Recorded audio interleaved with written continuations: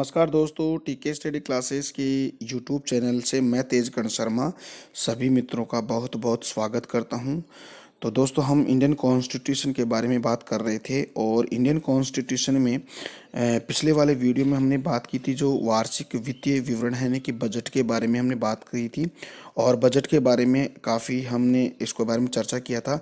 इसके बाद में इसका सेकंड जो वीडियो था दोस्तों, जो विनियोग विधेयक होता है, जो आर्टिकल 114 में इसका संविधान में उल्लेख किया गया है, तो उसके बारे में हमने चर्चा की थी दोस्तों। और विभिन्न प्रकार के जो टर्मोलॉजी है, हम कह सकते हैं कि संचित निधि क्या होती है, लेखानुदान क्या होता है, अंतरिम बजट क्या होता है, प्रत्यानुदान क्या होता है, अपवाद अनुदान क्या होता है, इनके बारे में सबके बारे में चर्चा हमने कर लिया था। तो दोस्तों, आज हम भारत की कुछ फंड्स यानी कि हम कह सकते हैं कि कुछ निधियों के बारे में हम चर्चा करेंगे जो एग्जाम के पॉइंट ऑफ व्यू से काफ़ी इम्पोर्टेंट है दोस्तों। तो दोस्तों, जुड़े रहेगा और टीके स्टडी क्लासेस चैनल है उसको आप लगातार शेयर सब्सक्राइब भी करते रहेगा दोस्तों। तो दोस्तों, स्टार्ट करते हैं। भारत की निधियाँ, फंड ऑफ इंडियन यानी कि हम कह सकते हैं कि भारत की प्रमुख जो निधियाँ होती हैं उनके बारे में हम चर्चा करेंगे दोस्तों। तो दोस्तों, आज हम तीन जो निधि होती है उनकी चर्चा करते हैं। देखिएगा, देखिए दोस्तों, सबसे पहले हम बात करते हैं कि जो भारत की जो सिंचित निधि है उसके बारे में। यानी कि भारत का संविधान केंद्र सरकार के लिए निम्नलिखित तीन प्रकार की निधियों की व्यवस्था करता है। यानी कि हम कह सकते हैं कि हमारा इंडियन कॉन्स्टिट्यूशन सेंट्रल गवर्नमेंट के लिए तीन प्रकार की जो फंड होते हैं यानी कि निधियां होती हैं उसकी व्यवस्था करता है दोस्तों। तो दोस्तों, कौन कौन सी तीन प्रकार की जो निधियां होती है, देखिए, फर्स्ट है भारत की सिंचित निधि, आर्टिकल 266 यानी कि 266 में इसका उल्लेख किया गया है। फिर दूसरी है निधि भारत की लोक लेखा निधि, इसका भी उल्लेख दोस्तों संविधान के आर्टिकल 266 में बात बताई गई है।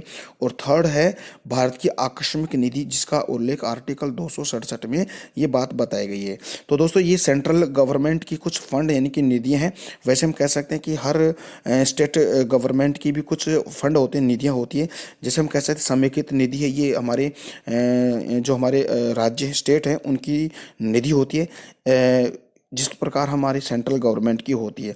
तो दोस्तों, आज हम इन तीनों ही निधियों के बारे में बहुत ही बढ़िया तरीके से हम चर्चा करेंगे, क्योंकि ये दोस्तों एग्जाम के पॉइंट ऑफ से काफ़ी इंपॉर्टेंट है। तो दोस्तों, सबसे पहले तो आप इसको जो आर्टिकल है, आर्टिकल को बिल्कुल विशेष तौर पर आप अपने माइंड में बिल्कुल सेट कीजिएगा कि कौन सी निधि किस आर्टिकल के अंदर बताई गई है। तो सबसे पहले हमने बात की थी जो भारत की संचित निधि है, यानी कि जो कंसोलिडेटेड फंड होता है दोस्तों, उसका हम चर्चा करेंगे। फिर हम बात करेंगे भारत की लोक लेखा, और फिर दोस्तों हमारी जो आकस्मिक नीति, जिसको हम आपातकालीन निधि भी कहते हैं, यानी कि कॉन्टिनेंसली फंड भी हम किसको कह सकते हैं। ठीक है, तो सबसे पहले हम बात करते हैं।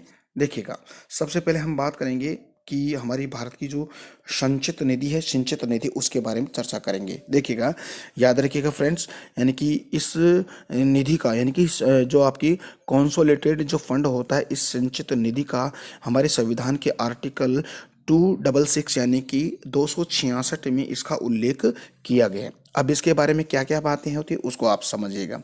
देखिएगा, सरकार को प्राप्त सभी जो राजस्व है, यानी कि जो राजस्व का हम कह सकते हैं कि हमारे जो सरकार के पास जो कहाँ जहाँ से पैसा आता है ना, जो पैसा आकर जमा होता है इस संचित निधि के अंदर, उसको हम राजस्व हम कह सकते हैं, रेवेन्यू कह सकते हैं। ठीक है, राजस्व है। और बाजार से लिए गए जो ऋण होते हैं वो, और स्वीकृत ऋणों पर प्राप्त ब्याज होता है दोस्तों, वह आपकी संचित निधि यानी कि कंसोलिडेटेड फंड में जमा होते हैं।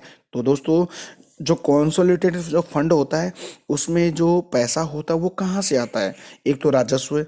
ठीक है, एक तो आपका राजस्व होता है, एक आपका जो बाजार से लिए गए जो ऋण है, और दोस्तों जो स्वीकृत जो ऋणों से प्राप्त जो ब्याज होता है, जो टैक्स होता है, आई मीन जो कहने का मतलब ब्याज होता है, इंटरेस्ट होता है, वो आपके कंसोलिडेटेड जो फंड के अंदर आकर ये बिल्कुल जमा हो जाते हैं। ठीक है, तो उसको हम कह सकते हैं कि संचित निधि कह सकते हैं। ओके, देखिए दोस्तों, आर्टिकल 266 में प्रत्येक राज्य की एक समेकित निधि का वर्णन भी किया गया है। अभी मैंने आपको बताया था जिस तरह सेंट्रल गवर्नमेंट की एक कॉन्सोलिडेटेड फंड होता है, वैसे ही प्रत्येक राज्य का, प्रत्येक स्टेट का एक समेकित निधि होती है, जिसका भी उल्लेख 266 में किया गया, आर्टिकल 266 में किया गया है। तो ये हो गया आपका भारत की संचित निधि के बारे में। ओके, तो दोस्तों समझ में आया।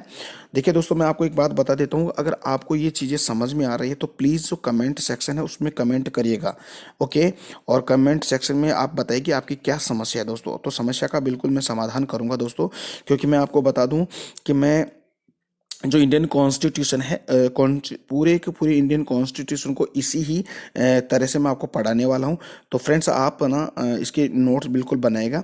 बहुत काफ़ी फैक्ट मैंने इसमें डाले हैं दोस्तों, ठीक है। तो आप ना अपना जो जो टिकी स्टडी क्लासेस चैनल है उसको आप लगातार बिल्कुल शेयर सब्सक्राइब भी करते रहेगा दोस्तों। और दोस्तों, इसकी जो लिंक है उसको आप शेयर कीजिएगा, यानी कि आप कहने का मतलब ये है कि कोई भी आपका कोई एजुकेशन से रिलेटेड कोई भी ग्रुप हो, वहाँ पर इसकी लिंक को शेयर कीजिएगा दोस्तों, ताकि और भी बच्चों का फ़ायदा हो सके। ओके, जैसे हम कह सकते हैं कि जैसे कोई एजुकेशन ग्रुप हो, या हम कह सकते हैं कि कोई लाइब्रेरी ग्रुप हो, या आपके कोई व्हाट्सएप ग्रुप हो, वहाँ पर इसको इसके लिंक को शेयर कीजिएगा। तो दोस्तों जुड़े रहेगा। ओके, तो हमने बात की भारत की जो सिंचित निधि है, आर्टिकल 266 के बारे में। अब हम बात करते हैं भारत की जो लोक लेखा निधि, हम कह सकते हैं पब्लिक फंड। ओके, देखिएगा, इस पब्लिक फंड का जो उल्लेख आर्टिकल 266 में ही, इसका संविधान के आर्टिकल में इसका उल्लेख किया गया है। होता क्या है इसके बारे में देखिए, चर्चा करते हैं। ओके, देखिएगा दोस्तों, देखिएगा दोस्तों, पब्लिक फंड है।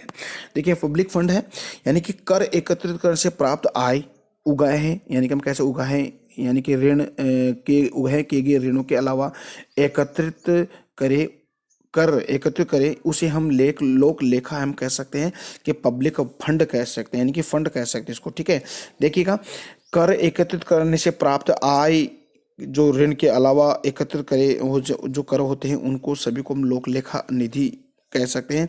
यानी हम कह सकते हैं कर्मचारी भविष्य निधि को भारत की लोक लेखा में ही जमा किया जाता है।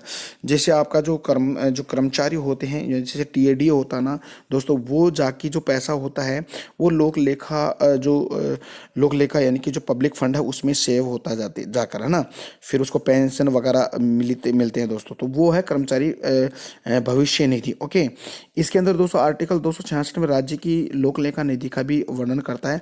इसे व्यय धन को जो जो व्यय होता है, एक्सपेंडिचर होता है दोस्तों, वो हमारा जो राज्य का जो लोक लेखा परीक्षक यानी लोक लेखा नियंत्रक, तो उसके द्वारा इसकी जांच की जाती है दोस्तों। ठीक है, तो दोस्तों ये हमने बात की है कि भारत की जो लोक लेखा जो निधि होती है, आर्टिकल 266 के संविधान में इसका उल्लेख किया गया है। तो आई होप फ्रेंड्स ये बातें आपको समझ में आ गई। देन लास्ट हम बात करने वाले हैं दोस्तों, भारत की जो आकस्मिक निधि है, उस आकस्मिक निधि की बात करेंगे दोस्तों। इस आकस्मिक निधि को आपातकालीन निधि भी कह सकते हैं, और इसको कॉन्टिनेंटी फंड भी हम कह सकते हैं। ठीक है, देखिएगा, ये जो आपातकालीन जो निधि है, यानी कि आकस्मिक निधि है, इसका आर्टिकल संविधान के आर्टिकल 267 में इसका उल्लेख किया गया है। ये होता क्या है दोस्तों, देखिएगा, इसको हम पढ़ लेते हैं। देखिए दोस्तों, इसके बारे में आपको बता दूं कि ऐसी निधि जो आपातकाल में प्रयोग की जाती हो, यानी कि आपातकाल की स्थिति में प्रयोग की जाती हो, और स्थापित करने का उसको अधिकार, यानी कि उसका खर्च करने का उसको अधिकार है।